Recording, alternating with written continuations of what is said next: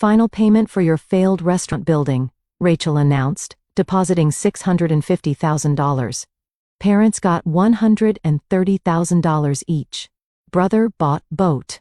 Spending spree lasted 3 weeks. Then Chef Morrison called Rachel directly. Rent's due. 10 years, never late. Lease through 2028. Who are you? Buyers filed fraud complaint. Rachel faced federal charges.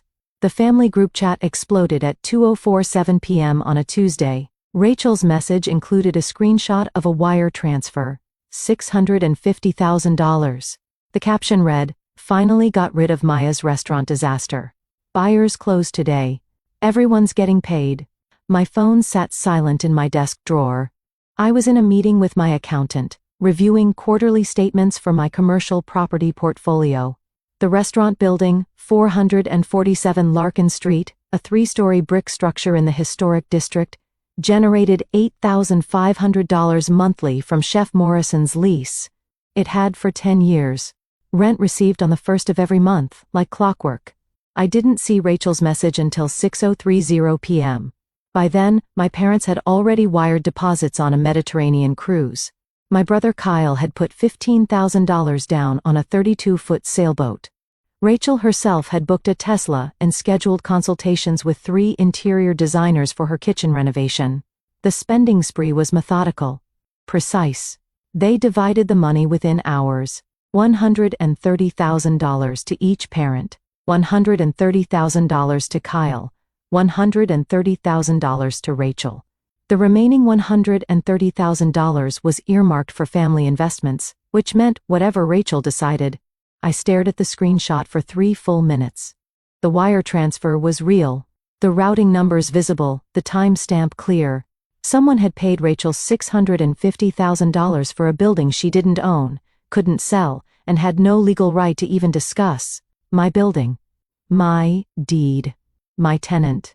The first notification came on day 19 of their spending spree. Chef Morrison called Rachel's cell phone directly. She'd given buyers her number as the property owner contact. Standard procedure for real estate transactions, except Rachel wasn't the owner. She was a pharmaceutical sales rep with no property holdings, no real estate license, and apparently no understanding of what constitutes criminal fraud. Miss Hartwell. Chef Morrison's voice was professional, slightly confused. This is James Morrison from Copper and Sage. Rent's due tomorrow. The first, as always. But I received a notice that the building's been sold? The letter said new ownership, but it didn't mention lease transfers or any changes to terms. I wanted to confirm directly. Rachel, standing in her newly renovated kitchen, granite countertops installed 3 days prior, cost $18,000, went very still. I'm sorry, what? The rent, Chef Morrison repeated patiently. It's due tomorrow.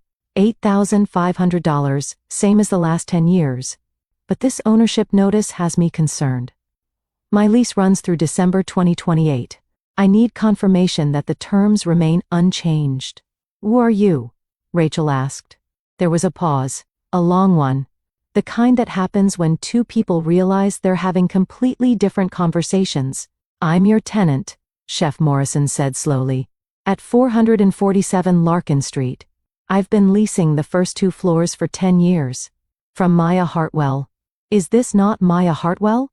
Rachel hung up. He called my parents immediately. Emergency family meeting. Kyle drove over within 20 minutes. Some guy called about rent. Rachel told them, hands shaking slightly. He said he's been paying rent for 10 years. He said Maya owns the building. That's impossible, my mother said. Maya's restaurant failed. We all know that. The building was going to auction. She probably hired someone to pretend, Kyle suggested. To mess with you. Maya's always been vindictive. My father nodded. Ignore it. The sale went through. You have the money. They ignored it. Chef Morrison called again the next morning. Then his attorney called. Then the buyer's attorney called. Then the title insurance company called. The word fraud appeared in hour 72. I learned about the unraveling from my property manager, David Chin, who'd worked with me for 12 years across multiple properties. He called me while I was reviewing tenant applications for a small office building I'd just purchased in the financial district. My 9th property acquired quietly like all the others. Maya Did you sell 447 Larkin? David's voice was careful. No. Someone represented themselves as you. Sold it for $650,000. Buyers are threatening to sue everyone involved. Chef Morrison's attorney sent me documentation requests. The title company is investigating. This is bad, Maya. This is federal wire fraud bad. I closed my laptop slowly. Who claimed to be me? Your sister, Rachel Hartwell.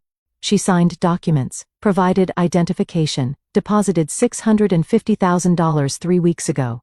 The origin story moment happened 11 years ago in my parents' living room. I was 26. I'd been saving for 3 years, working 2 jobs, building credit, researching properties. I'd found 447 Larkin Street, a distressed property, previous owner deceased, estate sale. Asking price, $380,000. I told my family I was making an offer. My father looked up from his newspaper. Real estate isn't for women like you, Maya. You'll be taken advantage of. You'll fail. My mother added, find a good husband. That's a woman's real security. Rachel laughed. You own a building. That's adorable. I bought the building. I signed the deed alone. I renovated the first 2 floors, $45,000 in improvements, every decision mine. I found Chef Morrison through a commercial broker. His restaurant, Copper and Sage, opened 6 months later. James Beard Award nomination in year 3. Michelin star consideration in year 7. Every family gathering for 10 years, they asked about my restaurant. I never corrected them. When Copper and Sage won awards, they assumed I'd somehow gotten lucky with a tenant. When the building's value increased, they assumed I'd sell soon before I lost everything. I never mentioned the other 8 properties. The office buildings. The mixed-use developments. The careful, quiet empire built from that first distressed purchase. They constructed their own narrative. I let them. Psychologists call it confirmation bias. My family decided I was incapable, so every piece of evidence got filtered through that lens. Awards became luck. Profit became temporary. Success became a ticking time bomb of inevitable failure. The ghost ledger appeared in my mind unbidden. A spreadsheet I'd never created but somehow always maintained. Entry 1, Year 3. Father asked about my restaurant at Thanksgiving. Suggested I get out while I could. Cost? The pride of explaining 10 years of careful investing. Never expressed. Unrecoverable. Entry 2, Year 5. Mother told her book club I was playing businesswoman until I found a husband. Cost? Being taken seriously in my own family. Never restored. Permanent damage. Entry 3, Year 7. Rachel posted on social media about supporting my sister's little restaurant dream after dining at Copper and Sage. She'd paid full price. Never mentioned I owned the building. Cost. Public credit for my work. Never acknowledged. Stolen in plain sight. Entry 4, Year 9. Kyle asked to borrow money for his failed startup. When I said no, he told the family I was too attached to my one property. Cost. Relationships built on honesty. Never possible. Fundamentally broken. Entry 5. Every family gathering for 10 years. How's your restaurant? Asked with that particular tone. The one that really meant, when will you fail so we can say we told you so? Cost. A family that celebrated my success. Never existed. Warned anyway. The procedural justice system moved with bureaucratic precision. Step 1. Evidence collection. Day 1 to 3. David Chin compiled every document. Property deed registered in my name, dated 11 years ago. Lease agreement signed by me and Chef Morrison, renewed twice, current through December 2028. Tax records showing my LLC as owner. Property insurance with my name as the insured. Bank statements proving I'd received $8,500 monthly for 120 consecutive months. Total documentation, 847 pages. Step 2. Professional consultation, day 4 to 7.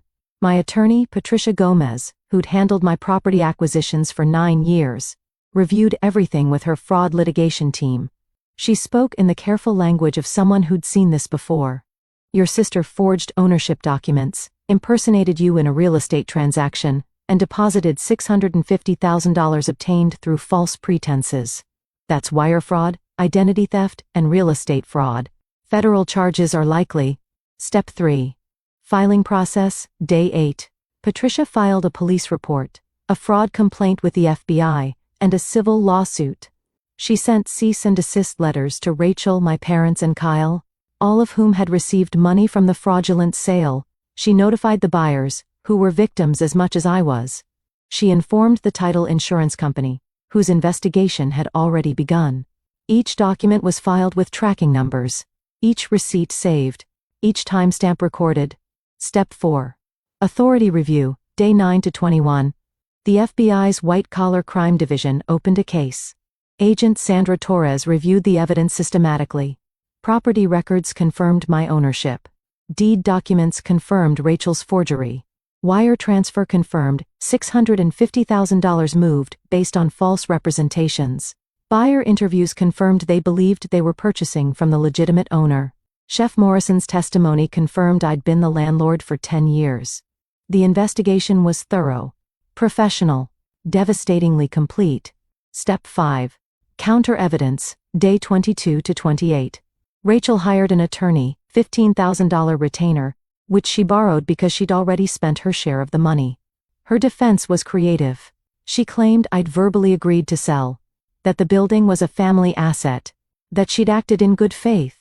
Her attorney produced no written agreement, no contract, no email chain, no text messages, nothing, because it didn't exist.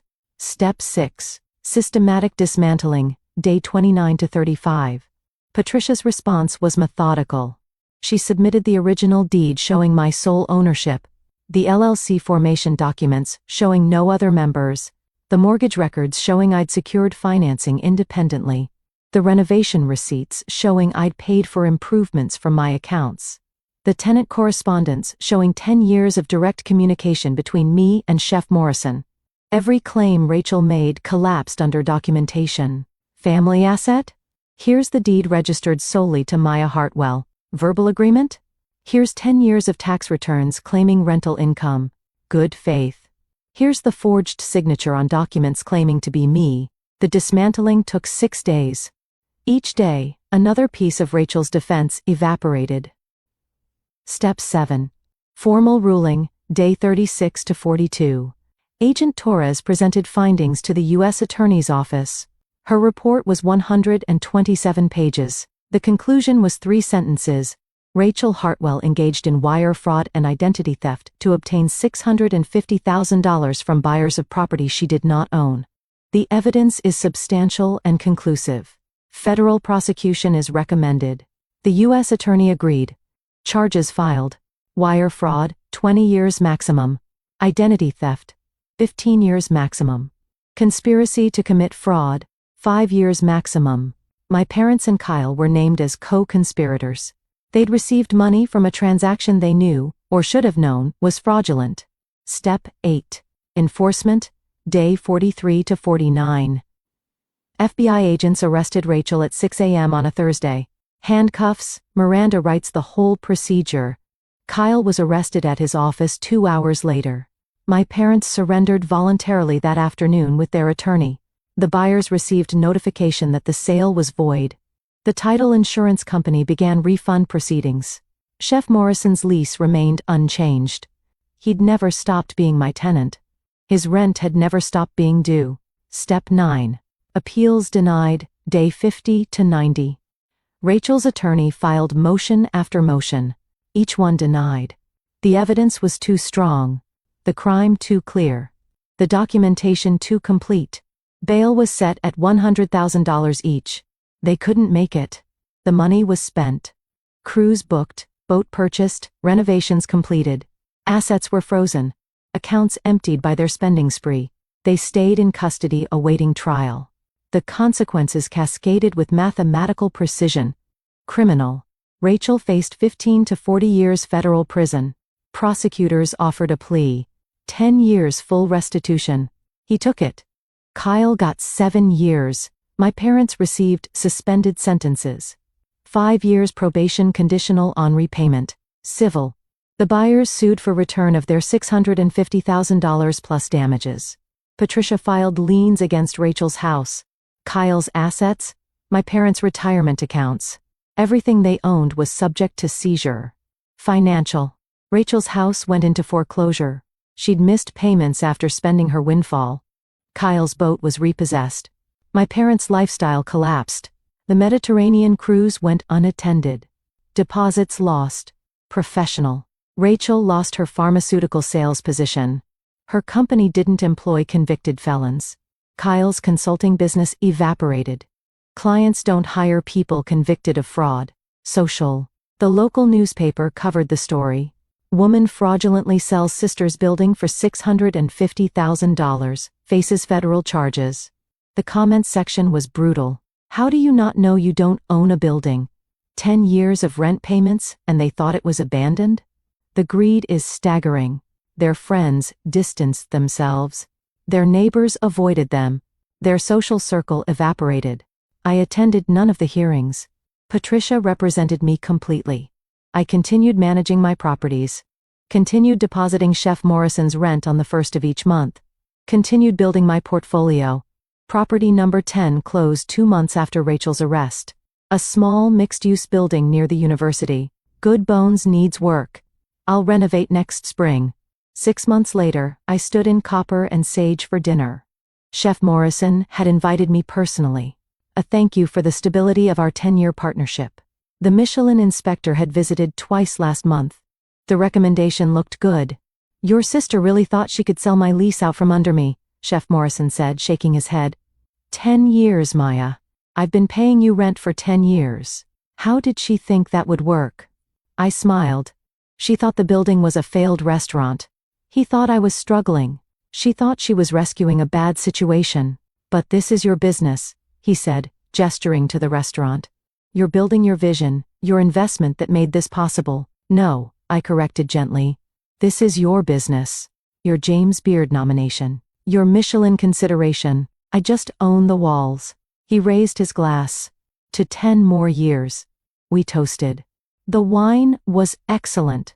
French. The kind my parents bought for special occasions, back when they could afford French wine. My phone buzzed. A text from David Chin. Property number 11 accepted your offer. Closing in 30 days. Historic building near waterfront? Congratulations. I silenced my phone. Rachel's sentencing was next week. 10 years in federal prison. My parents would probably attend. Kyle would serve his time first. Minimum security model behavior, possible early release. I wouldn't attend the sentencing. There was no need.